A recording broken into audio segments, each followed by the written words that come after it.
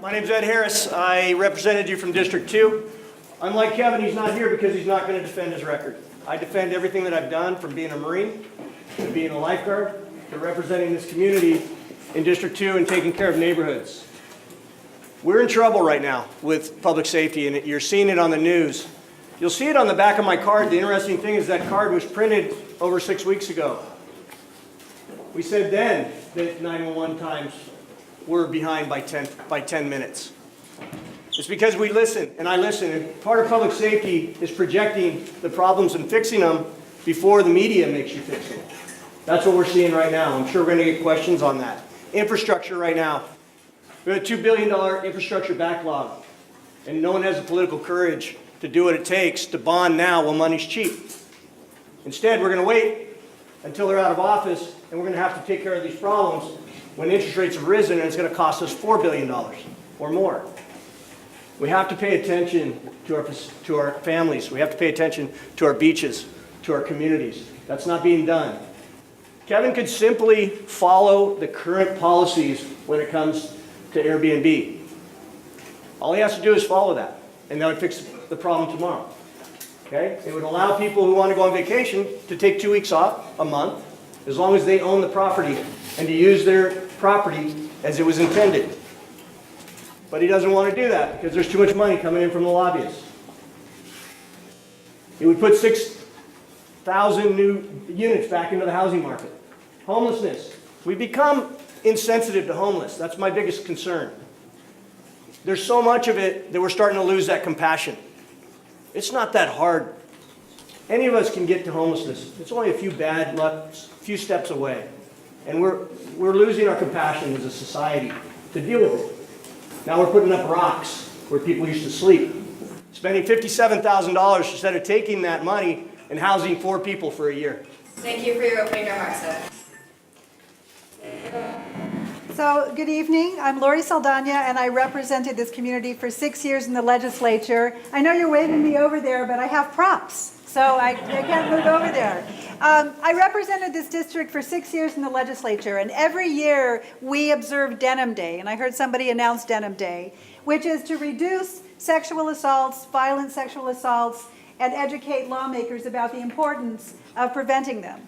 Today is that day, Denim Day, and this is an example of why Kevin Faulconer needs to go. We have, unlike Los Angeles, unlike New York City, which are at 0 untested rape kits, the city of San Diego has nearly 3,000 collected evidence kits from sexual assault and rape stored and not tested for DNA. Nearly 3,000. And the worst thing about that is that's the tip of the iceberg. Just like the 9/11 call where this young infant was carried by his parents to the emergency room instead of in an ambulance, it's the tip of the iceberg. Just like him not showing up here tonight is the tip of the iceberg. He's not showing up for council meetings. They have not been able to docket council business from the mayor's office. They have canceled council meetings. Now, I served in Sacramento for 6 years, one of the biggest economies in the world. We had a lot of experience that I would love to apply to San Diego. And one of the most basic ones is take care of people. We sent people back to local custody, and the one group we never sent back that were in prisons to local custody, these guys. Violent sexual offenders. I've worked on a lot of issues as chair of housing and community development. I've served for 6 years on Veterans Committee. I know what leads people to homelessness and how we keep people from homelessness. Homeless people get assaulted, men and women. This is the tip of the iceberg in San Diego, and there is federal money to pay to test these kits. So I've thrown the red meat out early, folks. We have incompetent leadership in this city. We're going to lead into questions now from the community. First, with our board members. Mark, you can take off. And then just so that the audience can still hear your questions, we ask that when you pose the questions to the candidates, that it's posted. Bring in the suit. Bring in the suit. So that it's applicable to both the candidates. You're not directing your question at one person.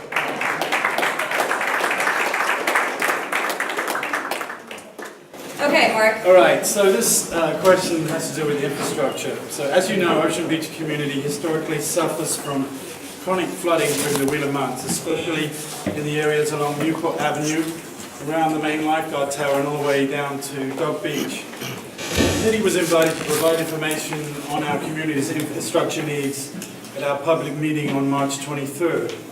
At that meeting, we were informed that there were no plans and no funds in place to improve flood control here.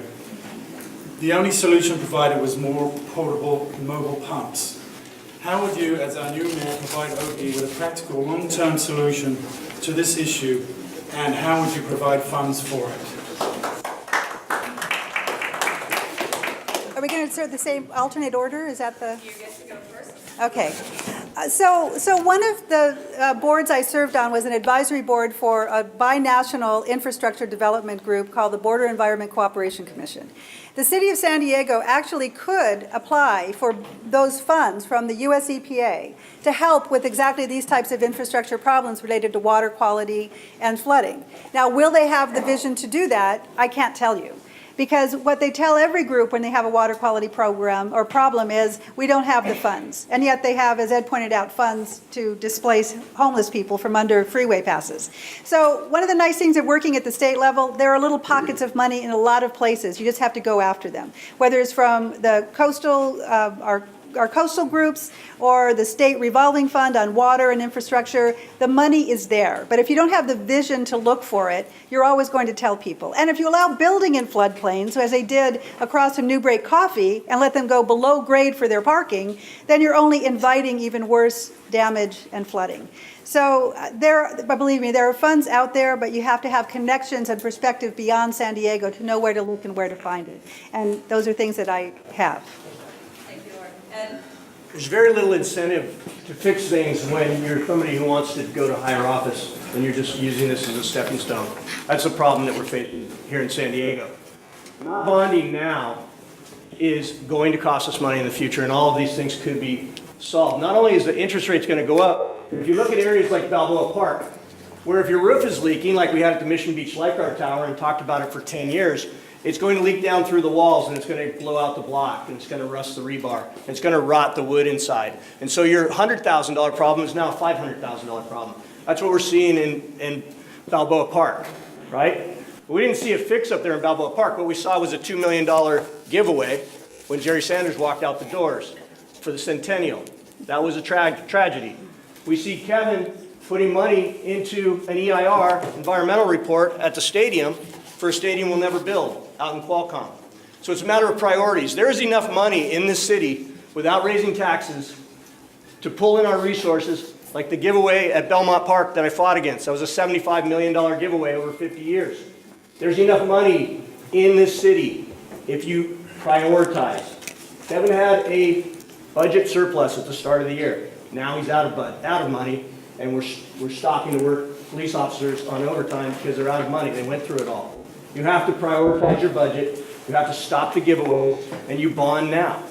And yes, you might not get the money into your campaign to go to governor if you don't give your buddies money, if you don't fund their special stuff. You may not go to Congress.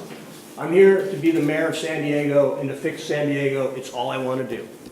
And that's what needs to happen in San Diego. We need someone that will stand up to these guys and say, enough. Fix the problems here. We've had enough. Thank you.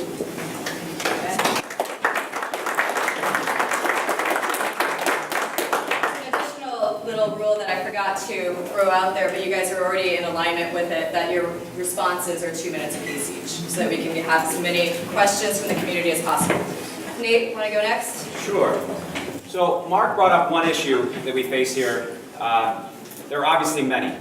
My question for the candidates is about the voices of the people of San Diego in the neighborhoods. So, in light of the recent collective opposition to the proposed ballot initiative being voted on this Friday by Sandag, in light of our OB community plan passing after decades of advocacy with clear identification of neighborhood priorities, and finally, in light of your presence here at the OB Town Council meeting, where dedicated members month after month show up here to voice what is really going on in our community, what specifically will you do to ensure that our voices and the voices of every neighborhood will be respected and heard by the city of San Diego under your administration?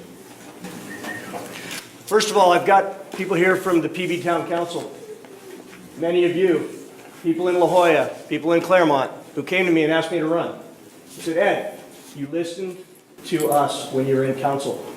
You got things done that the communities wanted you to get done. Please, we're in trouble. Get into the mayor's race. We will back you. Save our neighborhoods. Same thing. So what will I do? I'll do the exact same thing. I'll put people on my staff, as I did before, that are from Ocean Beach, that are from Pacific Beach. I will have people representing you that are from your community, and that will be the priority. Very simple example. Crosswalk up by Chatsworth Street, Chatsworth and Brownie. 4 years, the moms complained to Kevin, we need a crosswalk, we need a crosswalk, we need a crosswalk. Their kids all graduated and Kevin hadn't got it done. I went in April, had a meeting, and said, the crosswalk's got to get done. They said, yeah, we've had the money for it for 2 years. Why isn't it done? We'll have it done for you by start of the school year.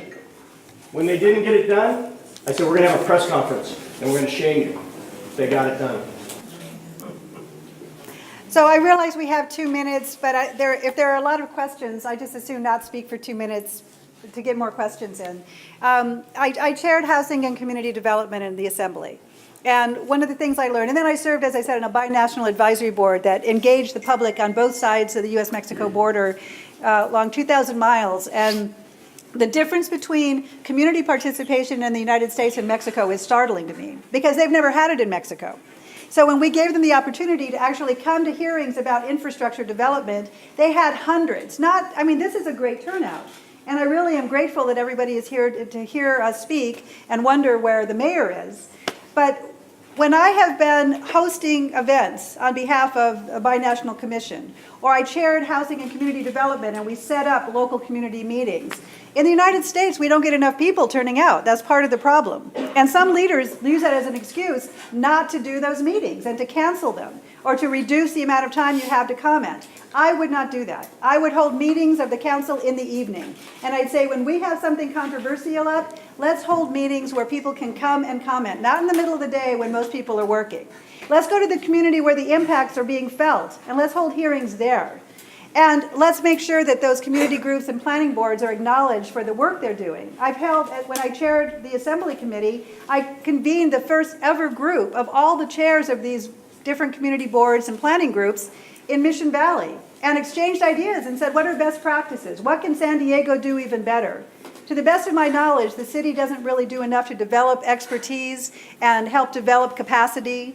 And I would definitely do that as mayor, because I think that's the strength, coming from the community up to City Hall, not the way it is now, where it's imposed upon people from the top down. And that's the best way for a project to fail, when people who are not directly connected to it are making the decisions on behalf of people that are touched by projects every day, when they go home, when they go to work, when they go to school.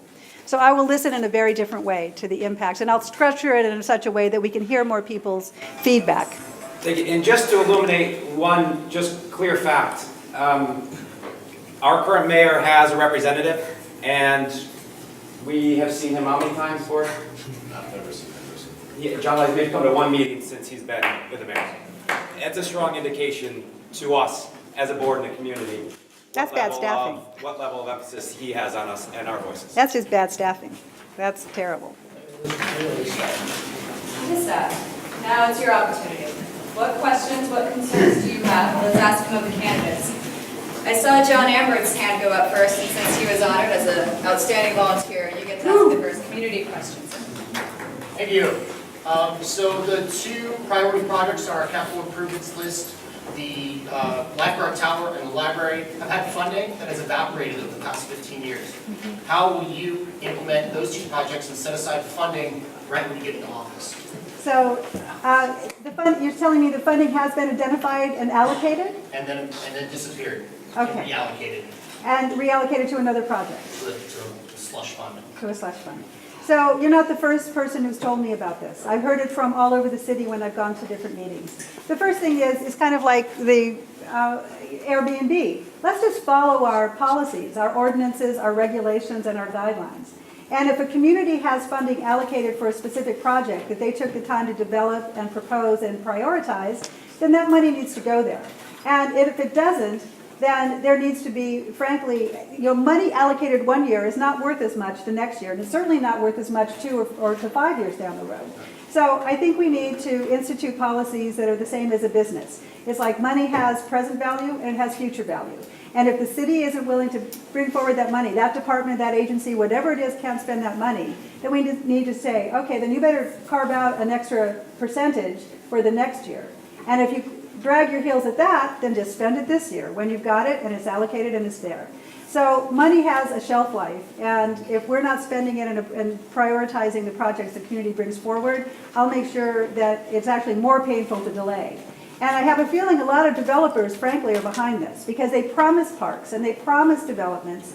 And then when their housing and their for-profit project is completed, they're not concerned anymore about those things getting done. And unfortunately, neither is City Hall. So we have to change that policy as well. You don't just walk away from a project and say, we did our side, and leave the city to try to find money for those parks, those sidewalks, even schools in some places. So that would change with me in the mayor's office right away.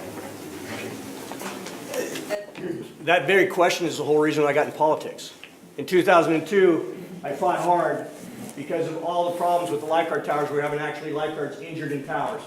And for 2 years, because I used the bully pulpit at the council meetings, I got enough funding that we're going to fix all the lifeguard towers in San Diego. And as soon as I went back to training and took my eye off of politics, they stole all the money and put it to other projects. So what you hear is actually an illusion. And this is why it's designed that way. We get you to look over here and we tell you, we're going to put $200,000 in of design money for the Ocean Beach Library, right? And it's usually right before there's a re-election for the council member here or the mayor. Just like right now, there's 4 lifeguard positions in the mayor's budget, but there was none last year, even though we had a 5-year plan and plenty of money last year. Kind of seems like he's running for office. That is the problem. It's an illusion designed to give hope to a whole lot of people that we're actually going to do anything with no intention of really fully funding it. That money will sit on a piece of paper and it'll be spent elsewhere to reallocate. Just like why we don't fill 200 police officer positions. Because in the mid-year, that's called vacancy savings. And they get to reallocate it to where they want. Part of a bigger plan, right? And part of this whole deal where if you want to be a career politician, you want to touch as many people instead of having an honest answer with them. You should go in and say, we can build this year, and we're going to allocate this money this year.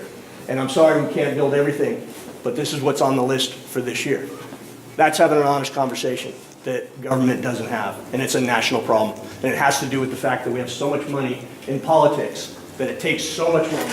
You're going to see us with $100,000 against Faulkner's $1 million promises and the $1 million that he's got to spend. Thank you. Well, Kennedy, part of the problem is one part of the city is not talking to the other part. While the planning board is making its priorities popularly based, lifeguard station, police station, library, the city is doing something else. So we found out last year that the city granted $100,000, I think, for the firefighter station rehab, which was discussed tonight. That didn't go through the planning board. That wasn't on the priorities list the planners came up with. So that is, how would you resolve that kind of issue? And you get to go first. What you had to say is everywhere. So this is the worst I've ever seen the city run in my 26 years. There is no functional chain of command right now. So what is being described there is that the left's not talking to the right. It's management. We've lost the ability to manage. And that's because so many people have been forced out of the city. The corporate memory's gone. And we have someone running that didn't grow up in the city and doesn't know it from the bottom up, and he just wants to leave and go to the next position. So I can tell you, we've had the La Jolla Cove station open for a year, and it's still not done. We're not able to finish it.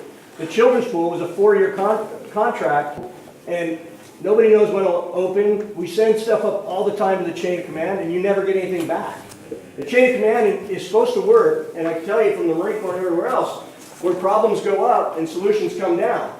And if they're not settled here, they keep going up. What's going on is that there's one guy at the top, the strong mayor form of government. He's in charge. Every failure we have in this city, everything that angers citizens, whether it's One Paseo, whether it's Ocean Beach's flood control, whatever it is, that rests on that man's shoulders. And him not being here tonight tells you that he can't defend his record. Lori? So Frank, this is, I think, my 6th or 7th planning group or community group meeting in the last week or so. I've been making the rounds. And last night I was at the one at the MOC, at the Metropolitan Operations Center, where all the chairs sit. And the city staff gave this wonderful presentation on clearing flood channels and the emergency situation. Not one item about the dollar cost. And only one person said, how much is this costing us? And where is it coming from? And how is it funded? And how will those funds be allocated? So part of the disconnect with this is people aren't asking the right questions. So when you go to a planning meeting and you have a proposal, then they come back and tell you what's happening. You need to simply present the budget plan at that time. So I was astounded last night to listen to the chairs of these planning groups from all over the city, from Navajo to Carmel to Otay, and they gave a whole presentation on emergency flood control management, which we saw was horribly overdue this year, and not one mention of what it's actually costing. So this reminds me of what others have said before Kevin, and probably Kevin saying too. How do you get things through? You delay getting the information to people. You deny that there's a problem. And if people start looking too deeply, you do everything you can to deceive them. We've seen that with the 911 calls, or the 911 calls rather. We've seen it with the response time. We see it with our attrition rate with police. There is a culture of delaying the truth, telling the truth, denying it when it comes out, and then deceiving people to make them believe that there's something else going on. So that's a culture that is so deeply set in City Hall, and it has to be changed. And I think Ed and I both know enough about what's happening in City Hall from our experience directly or from my experience as a native San Diegan, seeing mayors come and mayors go for my whole life. This mayor's got to go. He's got to go. We're tired of delaying, denied, and deceived. I'll tell you really quick. I think Lori brought up one of the most urgent situations in our society: rape, abuse of women, children, males and female children, but mostly women. Questions to the mayor. I've been working on projects for all my life. I've hammered it down to almost no cost whatsoever. Would you not just support it, but would you ramrod it to the city? I worked with California Berkeley, U.S. martial arts program for 8 years. Women's self-defense programs, men's programs for women support. Currently, right now, you can get a martial arts programs in high schools and in colleges for free, as the programs are set right now if the teacher takes the class. So basically, every high school in San Diego County and every college in San Diego County can have a martial arts program installed. Every martial arts program has a women's self-defense program. Almost any man will not attack a woman once they've worked with them for years. Would you support self-defense programs in our high school and colleges? Lori, you are. The San Diego Community College District, where I've taught for 30 years, offers that program to students, women students, and faculty members. I've taken it. I've encouraged my students to do it. Everybody remembers the women who are sadly killed, but they don't remember the ones who fought back. And that's, in the legislature, Senator Kehoe and I introduced legislation to require this training, because when 2 young women were killed by a person whose name I won't share here tonight, there was a woman who was visiting San Diego who survived the attack of that same murderer because she had been taught self-defense. And when my colleagues were told we want to introduce self-defense in the legislature, they said, oh, that costs too much. It costs too much to save lives.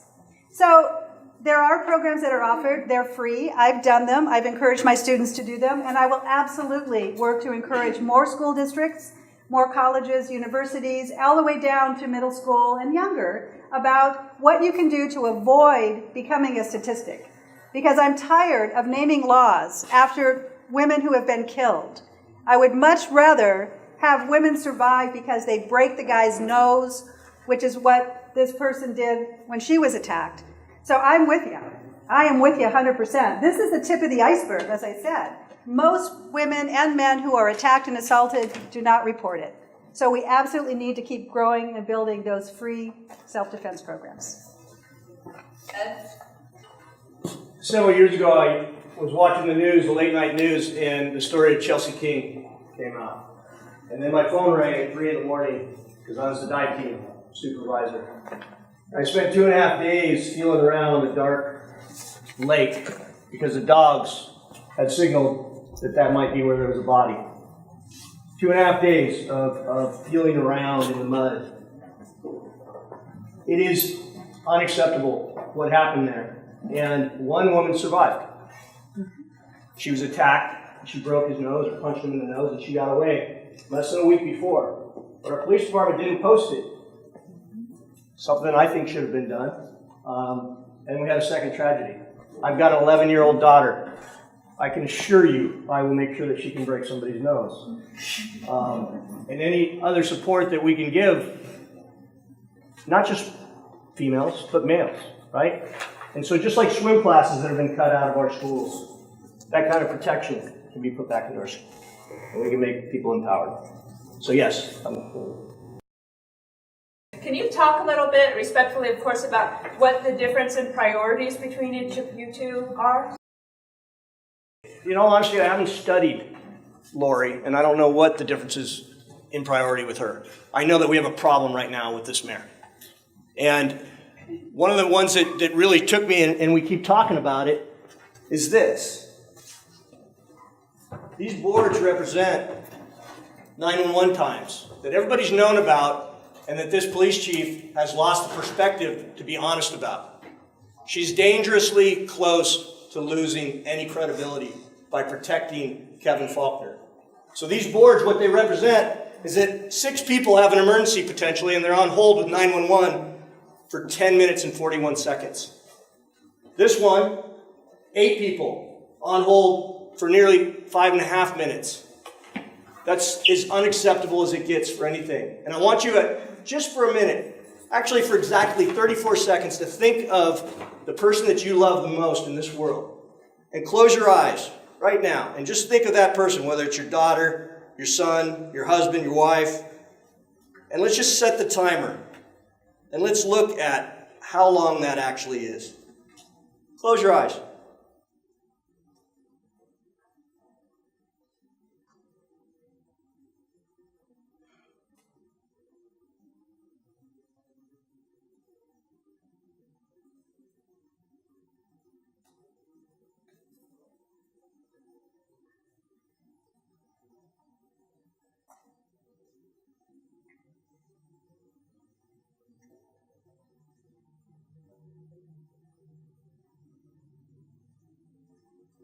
That's only 34 seconds.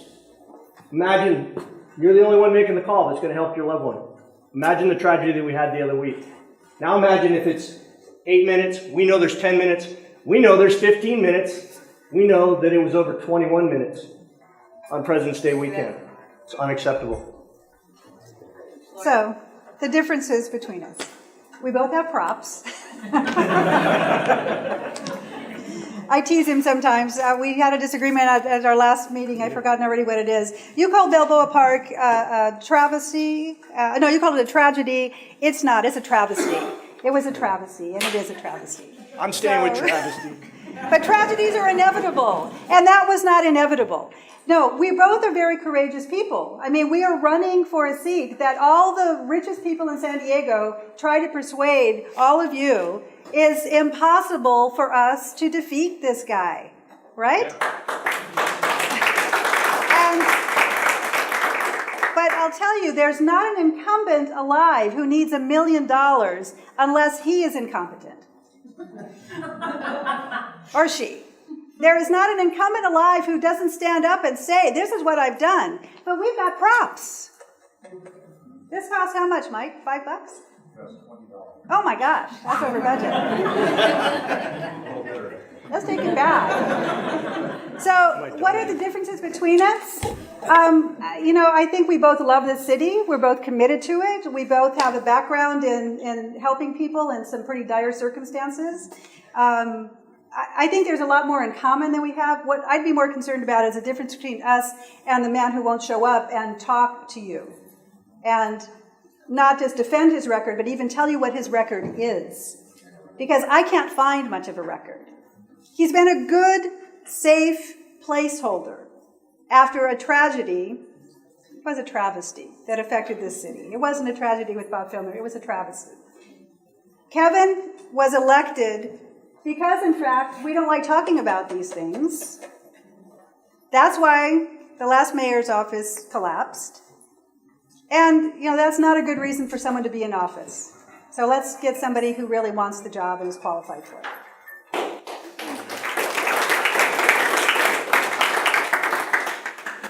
There's more and more people on the street. What can we do about affordable housing? Don't veto an increase in minimum wage, as Kevin did, so that more people are working longer hours for less money, or trying to make ends meet in a high-cost city.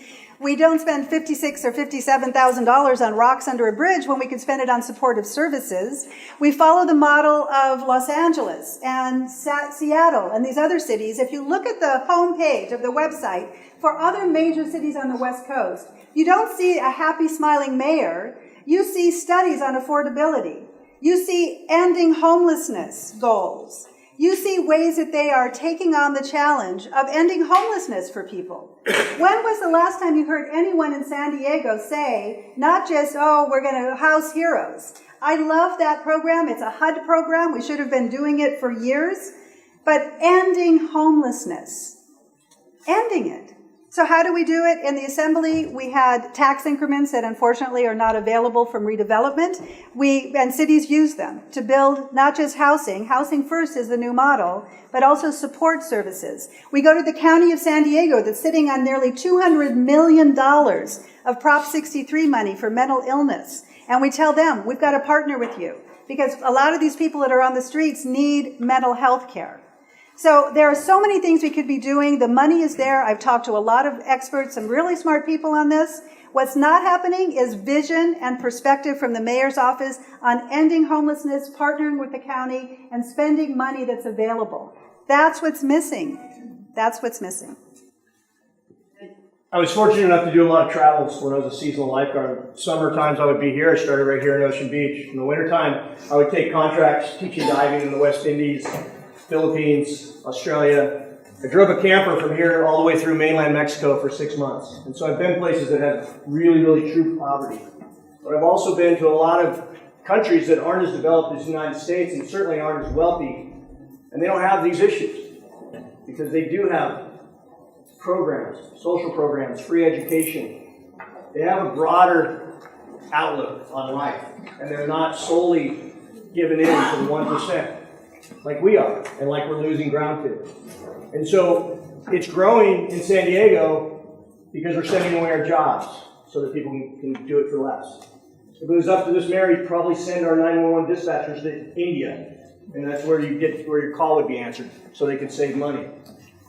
We have to pay people a fair rate. That's why I organized the lifeguards into their own association, to ensure that they were paid fair, and so that they can afford a house. Housing has always gone up. There's always going to be a shortage of housing. That's not going to change. But we need to do smart growth. We need to have trolleys. We need to have the ability for less fortunate people to ride a trolley to get to work.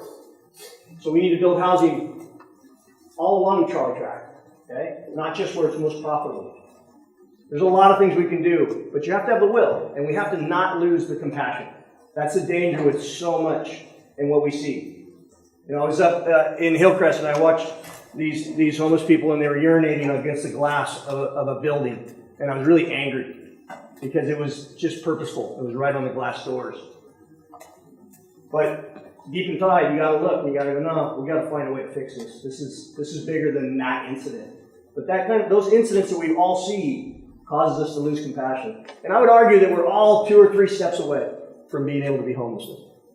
If you didn't have the family support, if you didn't have the job, if you lost a job, if you had an injury, if you had a sickness, it's not that far away. And so we have to change the way we look at things. We have to change the way. And the reason why it's happening is career politicians are finding a way to usurp your money, give somebody a deal, they get $5,000 or $10,000 into their campaign, and they're off to the next seat. Do you support receiving grants from a foreign agency which dictates foreign policies to be implemented here in San Diego?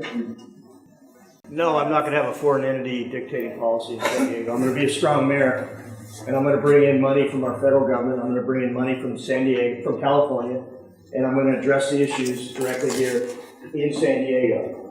So I'm not familiar with that complete thing that you put out, but I'm not looking for a foreign entity to dictate policy here in San Diego. I'm absolutely looking to make San Diego the best it can be. And you do that by going after the federal dollars that we all pay taxes on and the state dollars that we pay taxes on and cutting the waste. Thank you. Well, likewise, we don't need to look far for the money. We need to look at where we're wasting it in City Hall, where it's being allocated improperly. And, I'm glad you asked about public safety because there's a lot of things that we could do smarter. And I've often advocated, let's not be hard on crime, let's be smart on crime. Let's consider that 80% of police-involved shootings are from people who are on drugs or alcohol or have mental illness. What does that tell you? That tells you we need to do a better job with the county treating people for addictions and mental illness. We don't need to increase policing, we need to be smart about it. We need to recognize that likewise 80% of people that are passing out in the streets from those drug and alcohol problems, or rather 20%, reflect 80% of the cost. So our police are spending time and money responding to a very small number of people. Let's identify that and deal with that. I'm not for militarization of our police departments. And in my training labs, I get a lot of police academy applicants who come in and dispatcher applicants who come in. I get to talk to them. Why are you applying? Where have you worked in law enforcement before? What are the challenges within the San Diego Police Department? They need to pass my final keyboard certification because now all patrol cars have a computer inside. That's smart on crime. These are smart young men and women who are applying for that. We need to take full advantage of their skills and experience. A lot of them are coming here from other police departments. The problem is internal. Our attrition rate is internal. I've talked to them about some of the challenges they face and why they're dropping out in the middle of their training programs. So no, we don't need money from overseas. We need to be smart on crime, smart on training, smart on retaining our officers, and smart on these numbers of what's leading to shootings, police-involved shootings, and other problems that the community is concerned about. So we are at well over what I promised you guys and what you agreed to. I'm good to go. You agreed to 20 to 30 minutes. We're now over the 40-minute mark. So just to ensure you that we definitely do welcome other people into Ocean Beach. Kathy Jolly, President of the PV Town Council, you get the final word. So welcome. I think you guys have both touched on this, and I've heard you speak about this, but I think it's so powerful. Right now, our San Diego PD retention and recruitment is down, and that's based on their numbers. The San Diego PD Northern Division was at our meeting last month and spoke for over an hour and a half. Our current dispatch is running at about 50%. And your numbers were very gracious because I've been told privately by police officers that when they go down to dispatch, they're watching that call time kick it over 20 minutes. So it's a kind of a big picture thing. What would you guys do about the retention, keeping them, recruiting them, and the dispatch? So I mentioned the training and talking to some of the applicants that go into the academy. And as I said, a lot of them come here from other law enforcement agencies. That's good and that's bad. Because on one hand, they have the experience that we need to bring them up to speed quickly. But they also have experience and connections to other departments, which means they can take their skills and be portable. Once the taxpayers here in San Diego pay for them to be trained and they aren't happy here, then they are ready to roll and they have connections in other departments. Some of the problems I'm hearing, again, is the retention and loss of experienced officers means that our training officers are often not in the best position to do the training of these new cadets as they leave the academy. There's a system-wide problem. And the reason these photos are significant is they probably were literally smuggled out. If somebody tries to look into a police record, they are retaliated against. There's retaliation. This guy who's suing because Homeland Security funds went to Kevin Faulkner's satellite dish on his car, he was fired when he brought it up as a problem. There is a blue wall inside that the guys who go in that are willing to speak are saying, I know I'm only going to go so far. You've heard of the glass ceiling? There's a blue wall. And if you challenge, if you criticize, if you complain, your future in the police department is limited. And that's a big reason. A lot of these young guys are leaving and they're taking their academy credentials. It's a great academy, and they're moving on to another department. That's got to change, and that's a management issue that needs to be addressed. She's exactly right. She's exactly right about the secret stuff. These were smuggled out. And one of the people that sent them sent a text saying, after the baby, because they were looking into it, said, "My cover's blown. The Gestapo has me." That was a text. That's what's going on over there. There is no openness in that police department, which means they've lost our faith and they've lost our trust. She needs to restore that immediately. What would I do? I would stabilize the dispatch center in the first 100 days of office, without a doubt.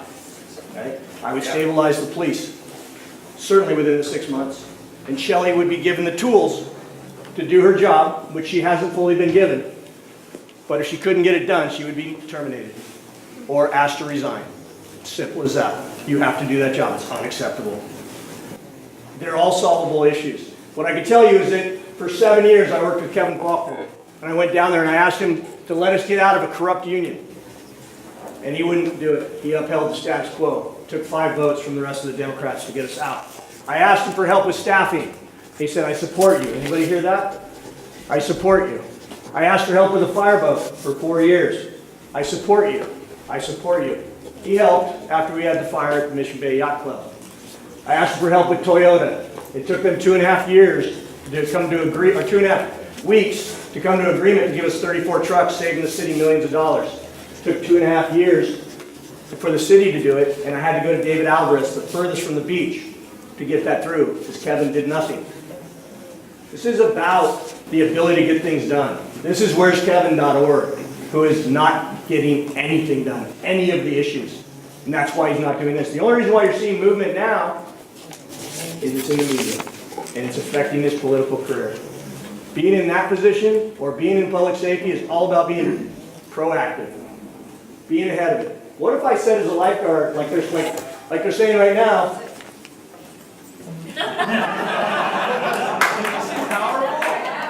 that I only have enough lifeguards for 20 rescues today.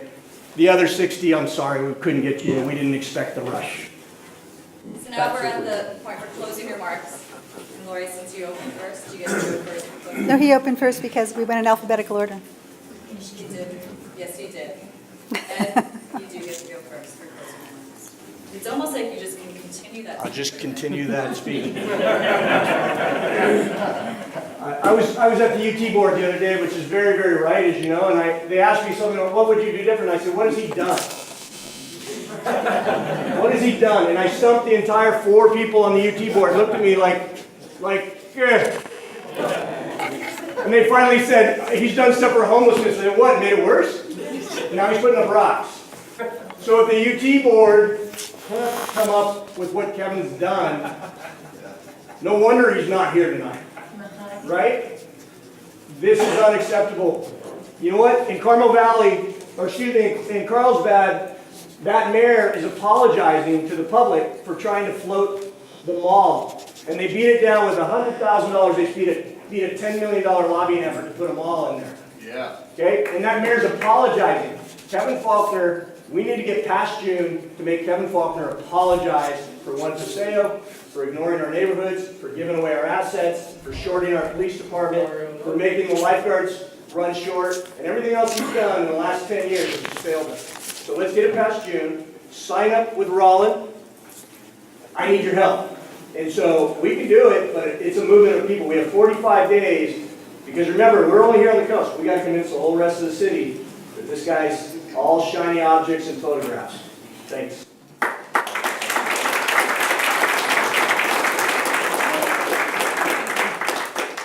So Ed touched on an important point. If this mayor keeps hiding out, if people like Scott Lewis, who's sitting in the audience, gives him a pass, and you haven't given him a pass. Huge. You have been. Then he could win outright on June 7th without ever having to come and speak to a group like this. He's only agreed to 3 debates. The first was in Spanish. Terrible production value. No one could understand it, except maybe me, because I stumbled along in Spanglish. So this mayor is hiding out. This mayor is a coward. I will just say that. He is cowardly.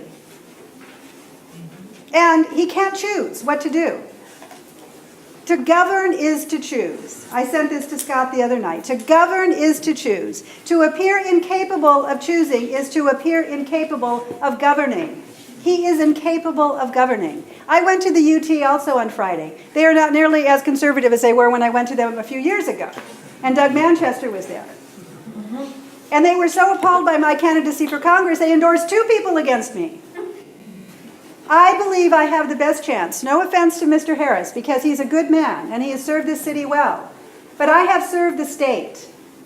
And I have experience that expands well beyond one district. I represented almost 500,000 people. They know me. One reason I left the party is that I had so many crossover votes that I feel very confident that I can get a lot of votes and defeat Kevin Faulconer, not in June outright, but in November. When we have a lot of people turning out to vote, we have a better outcome for more people in San Diego.